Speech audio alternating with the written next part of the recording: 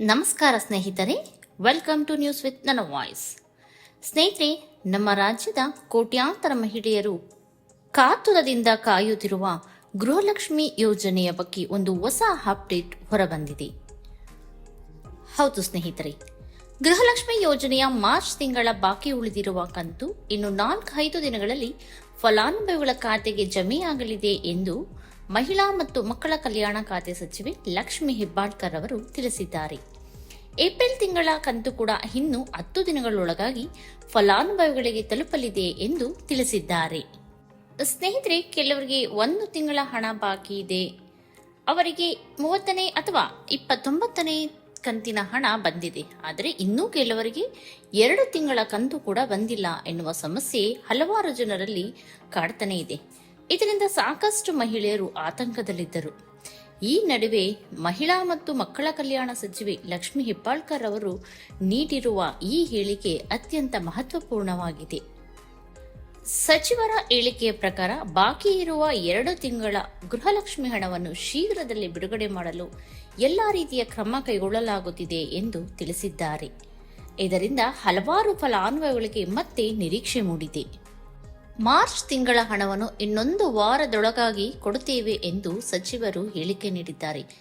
ಕೆಲವು technical problem ಆಗಿತ್ತು, ಅದರಿಂದಾಗಿ ಮಾರ್ಚ್ ತಿಂಗಳ ಹಣವನ್ನು ಬಿಡುಗಡೆ ಮಾಡಲು ವಿಳಂಬವಾಗಿತ್ತು ಎಂದು ತಿಳಿಸಿದ್ದಾರೆ.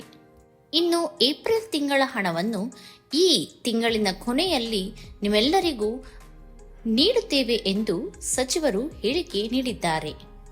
ಒಂದು ವೇಳೆ ಈ ತಿಂಗಳ ಕೊನೆಯಲ್ಲಿ ಸಾಧ್ಯವಾಗದಿದ್ದರೆ ಖಂಡಿತವಾಗಿಯೂ ಜೂನ್ ತಿಂಗಳ ಮೊದಲ ವಾರದಲ್ಲಿ ಎಲ್ಲ ಗೃಹಲಕ್ಷ್ಮಿ ಫಲಾನುಭವಿಗಳಿಗೆ ಏಪ್ರಿಲ್ ತಿಂಗಳ ಹಣ ಜಮಾ ಆಗುವುದು ಖಚಿತ ಎಂದು ಸಚಿವೆ ಲಕ್ಷ್ಮಿ ಹೆಬ್ಬಾಳ್ಕರ್ ಹೇಳಿಕೆ ನೀಡಿದ್ದಾರೆ.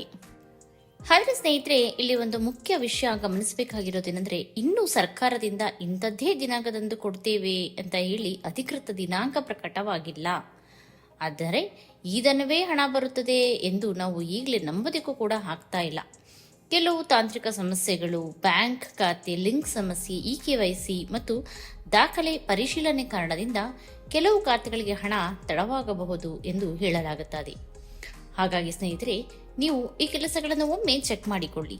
ಬ್ಯಾಂಕ್ ಖಾತೆ ಆಕ್ಟಿವ್ ಇದೆಯಾ, ಆಧಾರ್ ಲಿಂಕ್ ಸರಿಯಾಗಿದೆಯಾ, NPCI ಮ್ಯಾಪಿಂಗ್ ಸರಿಯಾಗಿದೆಯಾ, KYC ಪೂರ್ಣವಾಗಿದೆಯಾ, ಈ ಎಲ್ಲ ಮಾಹಿತಿಯನ್ನು ನೀವು ಒಮ್ಮೆ ಚೆಕ್ ಮಾಡಿಕೊಳ್ಳಿ.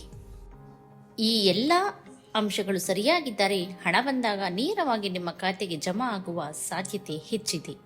ಸ್ನೇಹಿತರೆ, ಫೇಕ್ ನ್ಯೂಸ್ ನೋಡಿ ಗೊಂದಲಕ್ಕೆ ಒಳಗಾಗಬೇಡಿ. ಕೆಲವರು ಇವತ್ತೇ ಹಣ ಬಂದಿದೆ, ನಾಳೆಯೇ ಹಣ ಬರುತ್ತದೆ, ಈಗಲೇ ಜಮಾ ಆಯಿತು ಅಂತ ತಮ್ನೇಲ್ ಹಾಕಿ ತಪ್ಪು ಮಾಹಿತಿ ಕೊಡುತ್ತಿದ್ದಾರೆ. ಆದರೆ ನಾವು ಇಲ್ಲಿ ಸರ್ಕಾರದ ಮೂಲ ಅಧಿಕೃತ ಮಾಹಿತಿ ಬಂದಾಗ ಮಾತ್ರ ನಿಮಗೆ ಅಪ್ಡೇಟ್ ಕೊಡುತ್ತೇನೆ.